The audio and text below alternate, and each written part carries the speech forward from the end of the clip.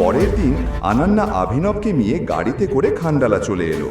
হোটেলটা দেখে অভিনবের চোখ বড় হয়ে গেল। তোমার পুরো পরিবারে হয়তো তুমিই একমাত্র যে এত বড় একটা হোটেলের মধ্যে পা রাখার সুযোগ পাচ্ছ। ঠিক তখনই অনন্যার কলেজের বেয়াদব ধনী বন্ধুবান্ধবরা সেখানে এসে হাজির হলো। তাদের মধ্যে রাজ নামের একটি অহংকারী ছেলেও ছিল, যে সবসময় অনন্যাকে ইমপ্রেস করার চেষ্টা করত।